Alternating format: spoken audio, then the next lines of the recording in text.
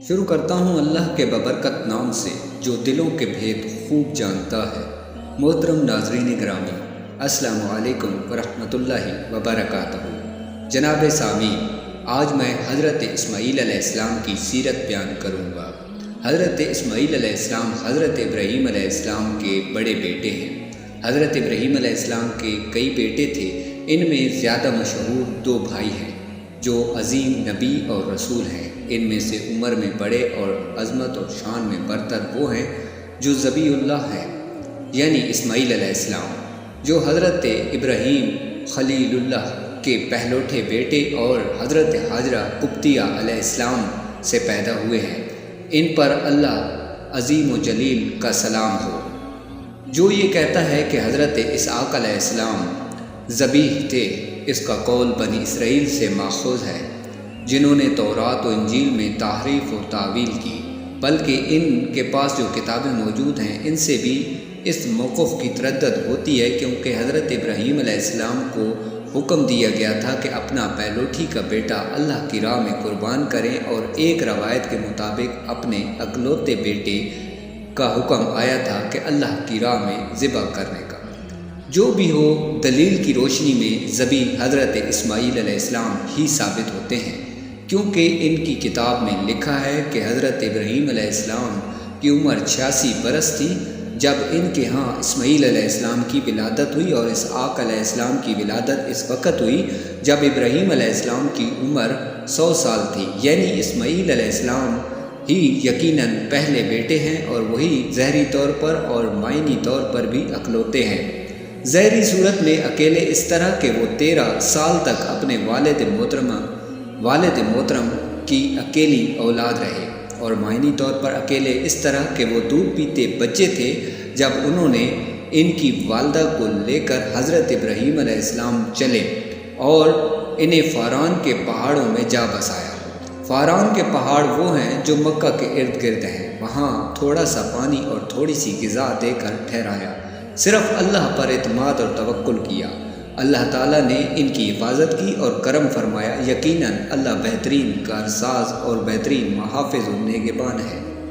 اس سے ثابت ہوتا ہے کہ ظاہری طور پر بھی اور حقیقی طور پر بھی حضرت اسماعیل علیہ السلام ہی اکیلے اور اکلوتے تھے، یعنی اس کے نقطہ کو کوئی باشعور نقطہ دان ہی سمجھ سکتا ہے۔ اللہ تعالیٰ آپ کی تعریف کرتے ہوئے آپ کے یہ اوصاف بیان کرتا ہے کہ آپ حلیم اور صبر والے تھے، وعدے کے سچے اور نماز کے پابند تھے۔ آپ اپنے گھر والوں کو بھی نماز کا حکم دیتے تھے تاکہ انہیں عذاب سے بچا سکیں، اور دوسروں کو بھی یہی دعوت دیتے تھے۔ اللہ رب العزت نے قرآن مجید کی سورہ الصفات کی آیت نمبر 101 تا 102 میں بیان فرمایا ہے، تو ہم نے ان کو ایک نرم دل لڑکے کی خوشخبری دی۔ جب وہ ان کے ساتھ دوڑنے کی عمر کو پہنچا تو ابراہیم نے کہا، بیٹا میں خواب میں دیکھتا ہوں گویا تم کو ذبح کر رہا ہوں، اب تم دیکھو کہ تمہارا کیا خیال ہے۔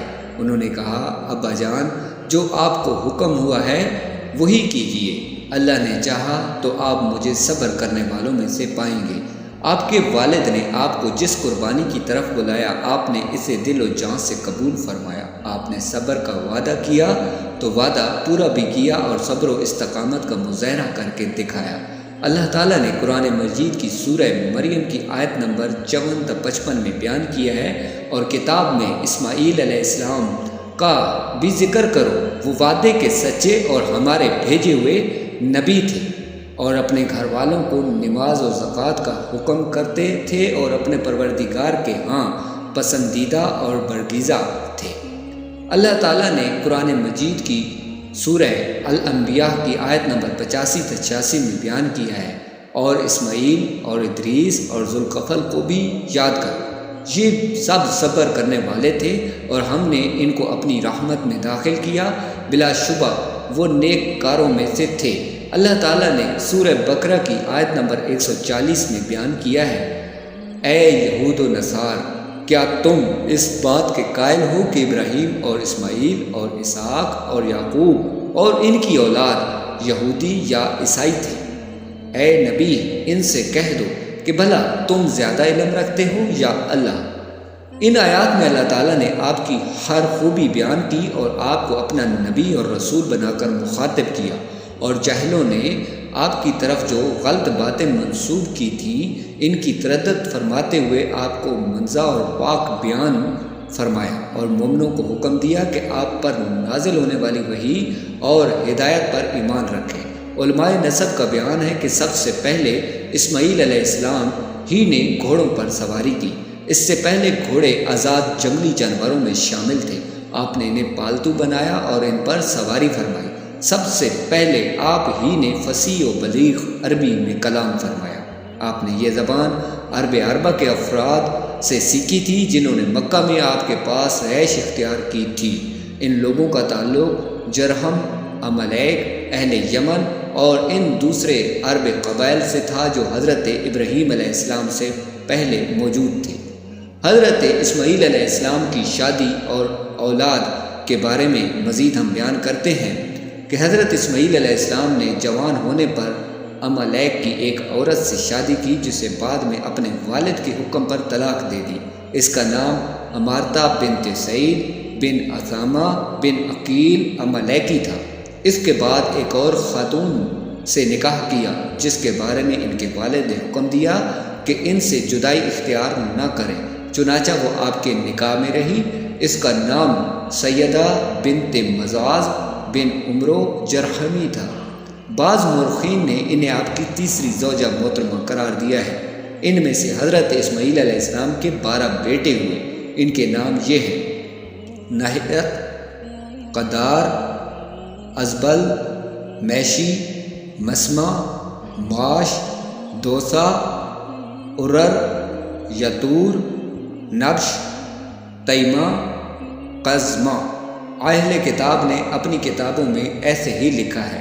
حضرت اسماعیل علیہ السلام اس علاقے اور قرب و جوار کے قبائل کی طرف مبعوث ہوئے تھے، جن میں جرہم اور عملیک کے قبائل اور یمن کے باشندے شامل تھے۔ جب آپ کی وفات کا ٹائم نزدیک آیا تو آپ نے اپنے بھائی حضرت اسحاق علیہ السلام کو اپنا قائم و مقام مقرر کیا اور اپنی بیٹی نسمہ کی شادی اپنے بھتیجے ایس بن اسحاق سے کر دی۔ اس ایس کا بیٹا روح پیدا ہوا۔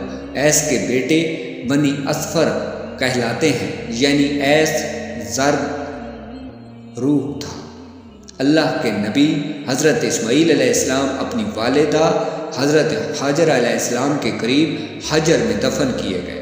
وفات کے وقت ان کی عمر 137 برس تھی۔